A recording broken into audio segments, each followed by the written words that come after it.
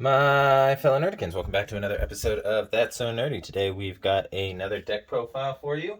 Um, this is the deck that won me second place at my locals a couple weeks ago, and I just realized I forgot to post the deck profile for that, so I apologize. I will go ahead and go over this now. As you can see by the thumbnail and what is on screen, we will be talking about the Yellow Future Gohan deck. So, for those who aren't familiar, on the front side, when he attacks, he draws a card, and he's got an auto ability that if one of your blocker cards is KO'd, you can burst 3, and draw cards from your life until you have 6, draw 2 cards from your deck, and then awaken. Or, he has a normal awaken ability at 4 life, you can draw a card and restand an energy. And then once he awakens, on this side, he's got 2 separate auto abilities, one for offense and one for defense. The first one is for offense, and it's when he attacks, you choose one of your Trunks Future cards, and it gains plus 5,000 in critical for the turn. So that helps when you're swinging in with your big boss monster, because he's an 8-drop, 30,000 double strike, dual attack blocker with barrier. And yeah, he's just a busted card, and with the interaction with this leader, it's pretty broken also. And then the defensive one is when your opponent attacks, you can once per turn restand one of your Trunks Future cards with blocker, or it doesn't have to have blocker. Oh, yeah, it just has to be a mono yellow Trunks Future card, and then you can switch it to active mode. All right, let's go ahead and jump into the Unison package. I am running 2 different Unisons. I am running 4 copies of the expansion Unison, Piccolo Spirit Boost Defender. Main reason is because he just works so well with this deck. I mean, he was, in my opinion, intended for this deck. I'm sure there's other things in the future that he will be good for as well, but in my opinion, he was intended for this deck, mainly because of his +1, that you get to choose up to one of your mono yellow battle cards and switch it to active mode at the beginning of your opponent's next main phase. So after they draw, after they play their energy, their main phase starts, you restand a card. Would more than likely be one of your blockers, because there are quite a few in this deck. And then it's got an auto once per turn that when you activate blocker skill, you get to add a marker to this card, which is also really awesome. So you can possibly add 2 markers, not at a time, but marker on your turn, marker on your opponent's turn, marker on your turn, marker on your opponent's turn. Really good ability, especially considering the Spirit Boost, that when you remove a marker using a Spirit Boost skill, you can negate the skills of an opponent's card, and negate the skills for the turn. So it becomes a skillless card for the turn. And yes, there's 4 of those.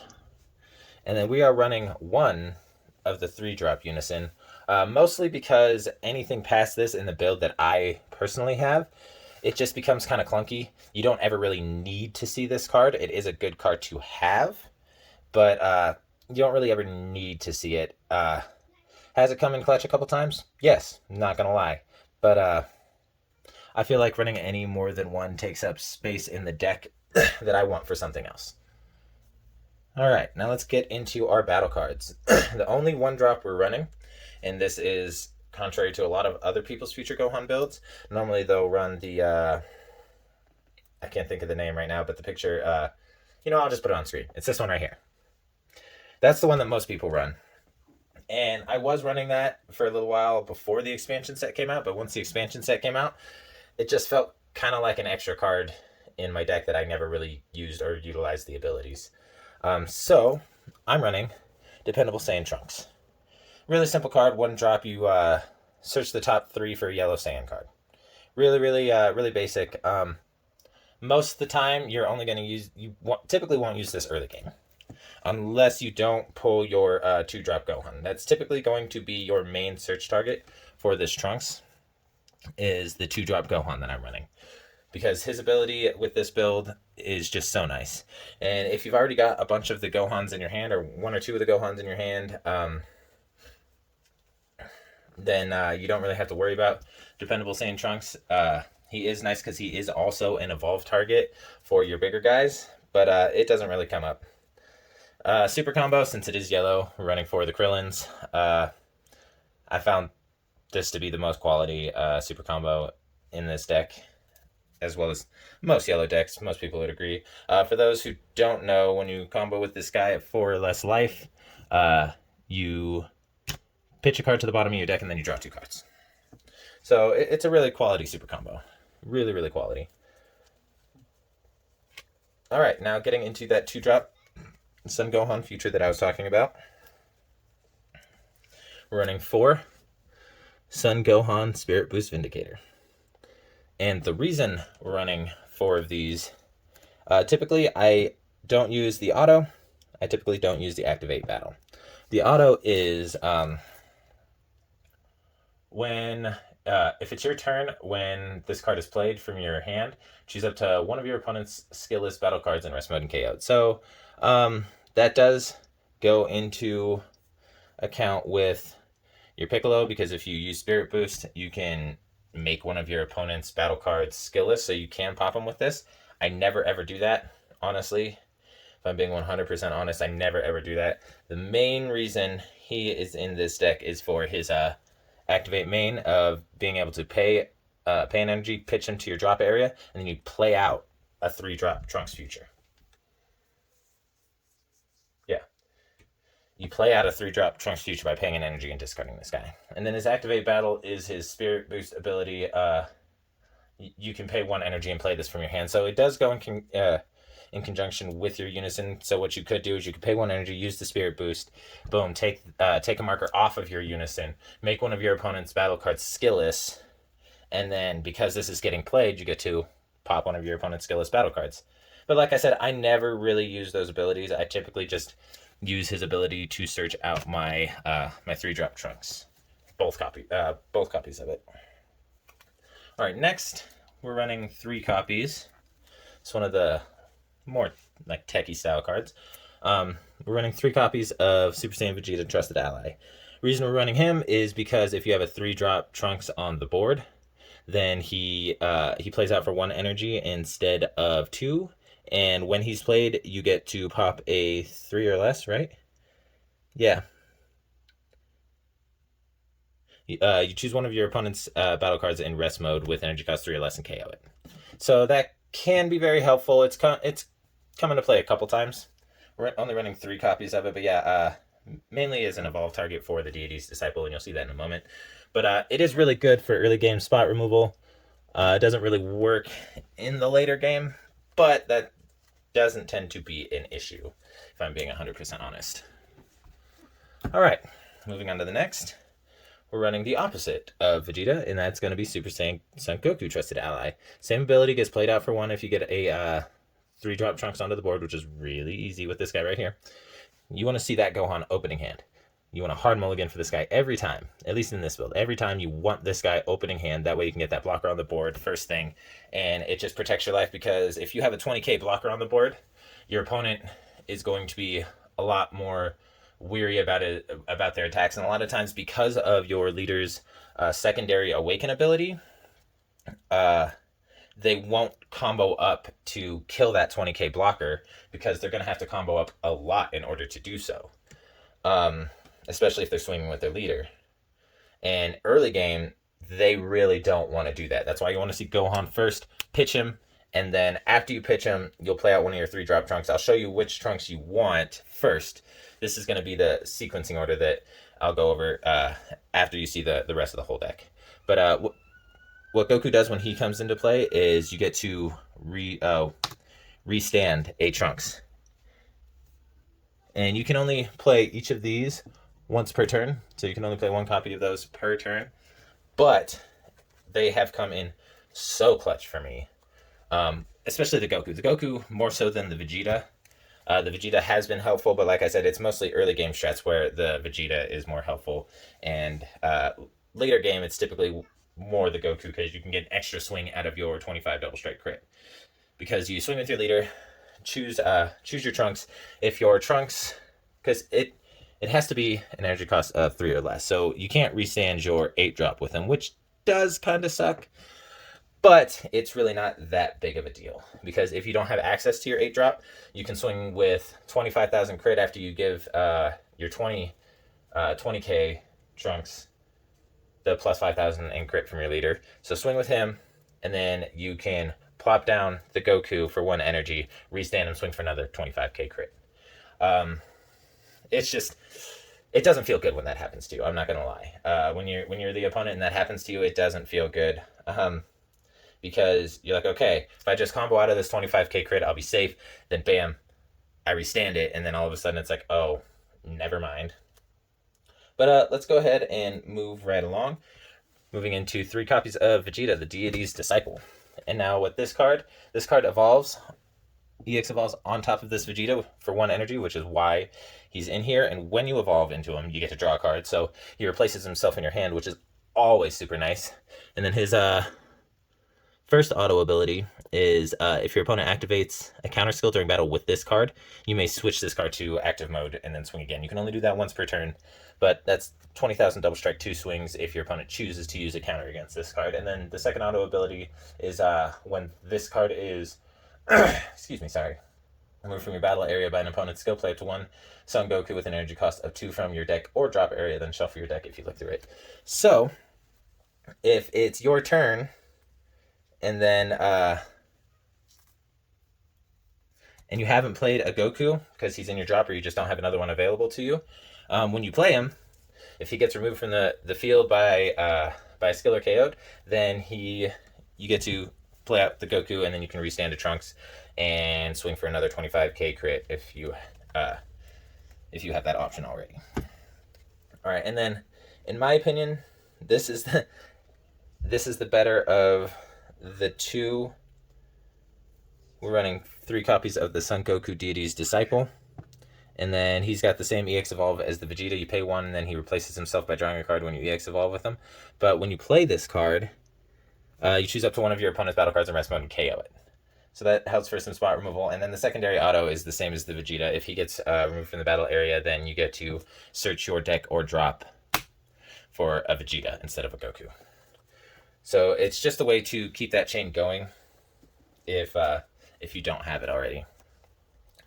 All right, moving into our Trunks package, running 4 of the expansion pack Trunks Spirit Resonance. This is going to be the first Trunks you seek out with Gohan, because you pitch Gohan, play him to the board, or pitch Gohan, play him to the board, and then when he's played, you get to search out a Gohan from your deck. So you're replacing the Gohan you pitched to play this card. Really, really good ability, because especially if you have the energy, and this guy has deflect, so he's gonna hit the board. No matter what, he hits the board. So you get to search out that Trunks, or that Gohan. And then limit 1, if your leader card is a mono yellow card, the limit 1, so you can only do it once per turn across all copies of this card. But yeah, it's got the limit 1, so you play it, then you search out the Gohan, and then it's got an auto with Spirit Boost 2 if you pay 3 energy, so you have to be 3rd turn. Typically, I find I don't use the Spirit Boost ability because I'd rather commit my energy to something else, possibly defense, running some of my counters if I don't have enough blockers out there. Typically, your life total is going to stay fairly high with this deck because you do have a lot of defense. And if you're not playing against someone with a mass amount of board removal, then you're pretty safe with this deck. Pretty safe. But yeah, he allows you to play out your 8-drop on top of him for 3 energy. So you can do it 3rd turn instead of 4th turn with the next Trunks that I'm going to show. But it's still just so good. Alright. Next we're running 3 copies of the other blocker. This one doesn't have deflect. It does have barrier though. So if it hits the board, it's going to stick there. And then the good thing about both of these, if you don't have the Gohan and you do have Trunks on board, they both evolve for 1 energy. So you get a 20k on the board for 1 energy. And then this guy, you can pay 2 energy to evolve into the 8-drop from your hand, but it has to be on turn 4. So that's kind of why this one can be decent. I've never used it. Like I said, I typically have my energy preordained, for lack of a better word, predetermined what I'm going to be spending my energy on. But yeah, typically what you'll do is, especially if you have the ability to do so, the energy to do so, because you could do it turn 2 if you wanted to. Say you have Gohan in your hand, pay an energy to pitch him, and then play out this, search out the Gohan, and as you'll see, there isn't a limit to how many times you can use the Gohan's ability. So, you pitch the Gohan, play out the Trunks. Seek out the Gohan, pitch the Gohan, play out the Trunks. So now you have 2 separate targets for your 8-drop. That one, your opponent can't stop from hitting the board, and then the other one, once it hits the board, your opponent can't get rid of it. So that's really, really, really nice. Next card is actually a new addition since the Set 14 ban list came out. I am only running a 1 of because it is limited to 1, which is why I wasn't running it before, because if a card isn't limited to 1, then I typically want to run multiple copies of it, especially Bergamo Ferocious Roar. So, for those who don't know, when you switch your opponent's card to rest mode, using a skill, you can pay 2 energy and play him out. And then when you play him out, you get to choose 2 of your opponent's energy or battle cards, and ignoring barrier, and switch them to rest mode. So if they have a pesky blocker on the board, or if they have energy that's still standing for like counterattacks or something like that, Bergamo will just take care of that. It'll just neutralize that. And I was playing, before I added him in after the ban list, I was playing 4 copies of Deity's Disciple because of his spot removal ability. But now, because he's already limited to 1, I might as well just run him at 1. Especially since he's such a good card. And then we'll get into the guy that I've been talking so much about, the 8-drop Trunks. This guy is a beast. So if he hits the board, he's going to stay there. He's got barrier. Most counter plays don't, especially the ones that are energy specific, don't go up to 8. He's safe from most counter plays, unless it says to play the card to the drop or back to the hand or to the bottom of the deck. This guy's really, really safe, because most counter plays have an energy restriction of like 3 or less, 4 or less, 5 or less. What's another one? Final Heat Phalanx. I think it's a red blue, and that one does 6. I think that's the biggest one I've seen with an energy specified cost. But yeah, we're running 3 of this guy. He's got double strike barrier, dual attack blocker. He has an evolve for 4, so you can evolve on top of any of the Trunks futures in here for 4, but you can evolve on top of him for 2 on turn 4, on top of him turn 3 if you haven't spent the energy and use the Spirit Boost ability. But when he is paired with your leader skill, your leader swings, he gets an additional 35,000 and crit, so he becomes a 35,000 double strike, dual attack, barrier blocker critical. And then his activate main is once per turn. If this card is in rest mode, then you get to choose 2 of your opponent's cards, 1 battle card, 1 energy, I believe. Up to 1 energy and up to 1 battle card. And they can't be switched to active mode during your opponent's next turn. It would be nice if you could do that to 2 energy. I understand why they didn't, because that would be kind of broken. But yeah, it's great, because what you can do is, after you've played out your 8-drop, the turn you want to play out your 8-drop, you want to wait to add the marker to your Unison. So what you're going to do is you're going to play, you also want to wait to swing with your leader on the turn you're going to play out the 8-drop. So you'll play out the 8-drop, swing with your lead, give the ability to your 8-drop, and then add a marker to your Unison, choose your 8-drop, and then at the beginning of your opponent's next main phase, he restands. So you can proc his ability to keep your opponent's battle cards and one of your opponent's battle cards and one of your opponent's energy in rest mode. And then after they've played another energy, you get to restand him, and then you've got a 30k blocker. Which also, if your opponent attacks, you activate your blocker skill, and then your opponent attacks again, activate your leader's defensive auto, restand him, block again. Super, super sweet. A lot of people are running the counter attack that makes it so you can't KO that card or one of your Trunks futures. I'm not running that because it just feels clunky in this build. I'm not gonna lie. Most of what I've got going on just runs so well with how I've got it going that I don't really need to. I don't really need to worry about my battle cards getting KO'd. We're running 2 power of the Super Saiyan because it's yellow, so why not? It's a negate for 1 energy, but if you have an energy standing, you can activate its activate battle for free, and you can use it to draw a card and tap down one of your opponent's battle cards or unisons, I believe. Let me take a look. Yes, battle cards or unisons. So say they're running the green Vegeta unison, and you don't want them to swing for that 25,000 double strike crit. Boom. Activate battle during one of their other attacks. Switch that card to rest mode, and then you can, if you have the energy open, you can play out Bergamo, and then you can tap down 2 more of their energy, which is going to extremely limit their turn. We're only running 2 copies of Flying Nimbus. It's still a pretty decent counterattack, even though once unisons were introduced, it did see a little bit of a power hit because it does only stop battle cards from attacking. But I mean, it's still really good because say your opponent has a board full of battle cards, say they're playing like Agents of Destruction or something that just swarms the board, like I don't know, King Vegeta, Bardock Screw, not King Vegeta, I meant King Piccolo and like Bardock Screw, something that like hits the board with a lot of cards super fast, and that'll just really stop them from being able to get all the utility out of all those cards for their battle swings. We're running 4 copies of Time Magic. It's the Sparking Negate for yellow. I've considered taking this out a couple times. The main reason that I don't is because it is really nice to have the ability to have to tap out all your energy and still have access to a counter as long as you meet Sparking.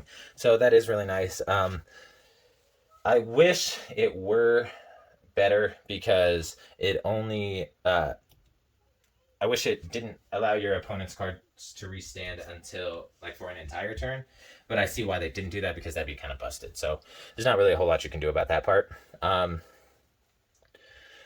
it does stop like dual attack, triple attack, stuff like that, because it does stop your opponent from restanding battle cards until the start of your next turn. So it will stop like Bardock fighting against Fate if they used Overwhelm to get there. That's something that Overwhelm people really hate to see because that's why they have fighting against Fate for those 2 big swings right there. And if they only they're only able to swing once and that swing doesn't even cause any damage, it feels really bad. And then the last card we're running is 4 copies of Frieza Army Reinforcements. In my opinion, these are some of the best counter. This is one of the best counter blocks that they've come out with. The Frieza's Army Reinforcements, the Chilled's Army Reinforcements, the Homicidal Clones, and the Testing the Opposition. Amazing, amazing counterattacks because if you're at 5 or less life, you pop a life and then play him out, and then you negate the attack. After you negate the attack, he plays out a token with blocker. Awesome, awesome ability. It doesn't feel great if you have to do that for what's obviously going to be your opponent's last attack, because then, especially with the Frieza's Army and the Chilled's Army, it doesn't feel good because they have no combo power. Now with the meta tokens and the Cybermen tokens that the red and green give you, they have combo power. So if they don't get used for their blocker ability, they still have utility, but the yellow and the blue don't. So if you aren't able to use the blocker skill, it doesn't really feel good because then you just have a body on board that's fairly useless. But that's the build. I believe, if I'm not mistaken, it's 52 cards.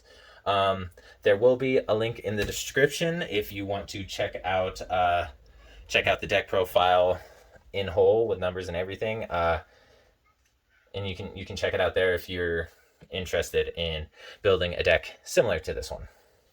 All right, well, if you like this video, go ahead and smash that like button, comment, and subscribe. It would really help me out. I'm going to go ahead and give a shout out to Carlos. He just subscribed to my channel yesterday, and I truly appreciate it. The last name is escaping me. I want to say Diaz.